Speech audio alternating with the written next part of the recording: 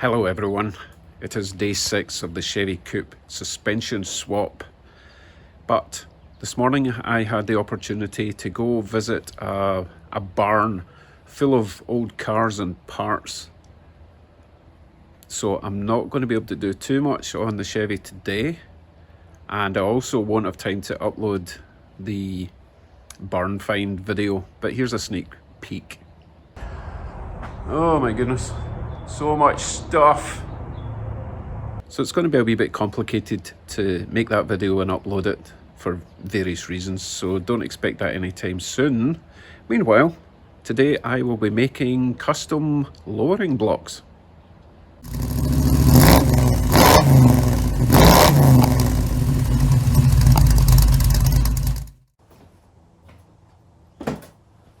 Now, before I get started, I want to say thanks to everyone who left a comment yesterday on the last video about the height of my car and where the wheel was and the fender and what I could do about it. I want to point out straight away that the 36 Chevy wheel was actually forward of centre towards the front of the car, and the whole wheel actually goes up at that angle as it goes up and down. If that's the front of the car, the wheel actually goes up that way a little bit at that angle as it goes up and down bumps. It's kind of weird. So with more weight, the wheel would actually be a bit more centered. Still not going to be perfectly centered, so that's what I'm going to incorporate in the lowering blocks. Also, a lot of people were saying remove a couple of leaves. I'd rather not remove the leaves. They're pretty old and worn, and if I start relying on fewer leaves to do the same job, not keen on that idea. Also, the front suspension is from a Crown Victoria. It's pretty stiff. If the rear suspension is too soft, it's going to feel really bouncy at the back. So I don't mind the back being stiff as well. That's why I'm going for the lowering blocks. So let me give you a closer look at what I'm intended to make and why I need to make it this way. So this is the steel I intend to use. It is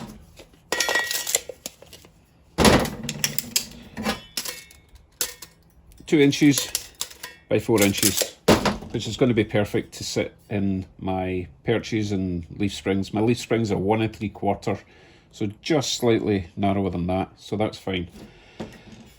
Now for the top and bottom, basically on a lowering block you would have a channel with a locating hole at one side and a pin or dowel coming down at the other side in the centre. But since I'm going to have to move my axle back, I'm going to have to offset the lower locating pin. Let me show you in a diagram. So this is your springs, that's your bottom plate, that's your U-bolts going up and over the axle tubes. This section here is your spring perch, and that's your lowering block. So the top of the lowering block will have a pin in the centre, which locates in the middle of the perch. But the bottom, where it's supposed to have a hole for the pin that goes through the springs to locate, will need to be over there. So flat plate at the top with a bolt welded in, a nut and bolt screwed in and then welded in place to create that pin at the top. I'll maybe round the top of the threads, and then the bottom one, as I say, will just be a hole on a plate, but back over here by 1 inch to 1.5 inches, depending on what I decide on. So that's the plan. Let's start cutting and shaping and welding and other technical terms.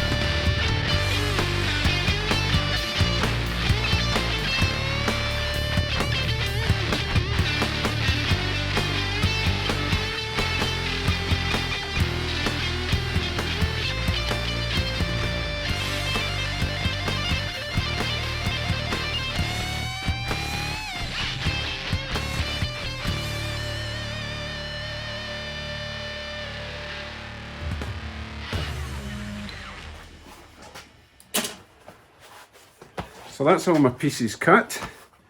I'll give you a closer look, but I thought I'd stop there and warn Bill that I'm going to be welding soon. He was worried that it was too bright for his TV. Closer look. So that's my 2 blocks, 2 end plates, and as you can see I've chamfered the edges. Idea being I can now run a nice bead all the way around in that V, okay, top and bottom. So that will be the offset pin location, so that goes on to the spring pin, right? Top one, these will go through here, get welded on the inside. They don't need to be this long, but it's easier to hold that. Once it's welded in the right place, I can chop it down a bit. I don't need to, it's just extra weight, really. So that will go on there. That's upside down, isn't it? Right, so that will go on. I've kind of tapered these to make them kind of really jam in there. And then this gets bolted up to the axle perch, like so. So, as I say, welding, and I'll grind them down because I need at least this side smooth for the U-bolts to go down beside it. Okay, hey, sunglasses on, Bill.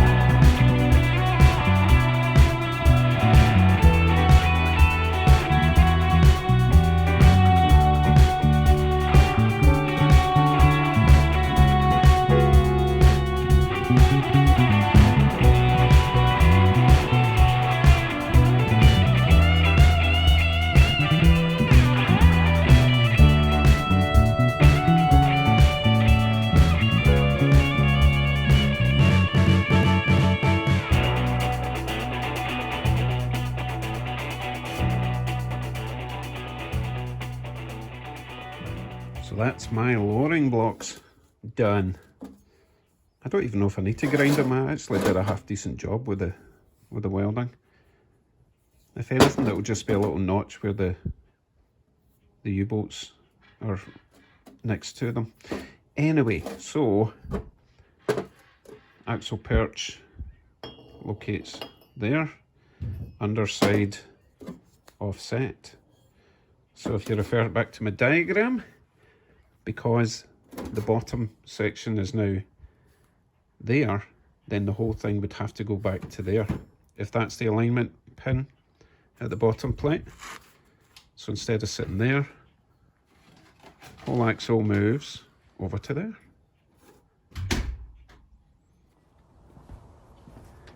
So that's me for today then.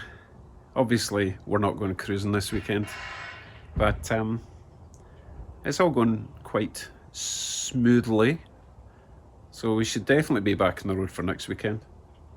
My wife's been working on the door cards. She's got one done already. It's looking really good. I can't wait to show you that. Right, so tomorrow's video then, or the next day, the next video, I will be putting these blocks in and seeing where the car sits, and if it all's sitting nice, the wheels in the right place and the right height, then we'll need to work on the pinion angle and get my axle perches tacked in the right place, and then bring the axle out, weld them up properly, and then it's time for proper install. Amazing, I can't wait. So I might even not have to change my exhaust at the moment. I still want the exhaust coming out the back, but I think we've got enough room that we can leave the exhausts where they are and get driving again, which is what it's all about. Right folks, take care. Thanks for watching. See you in the next one.